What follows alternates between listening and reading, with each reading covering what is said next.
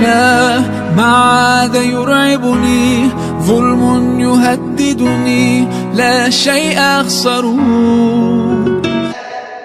قال سيدنا ابن عمر أن رسول الله صلى الله عليه وسلم قال: من قال في يومه لا إله إلا الله الملك الحق المبين إلا حفظه الله من كل بلاء ووسع الله له في رزقه وآنسه الله في قبره.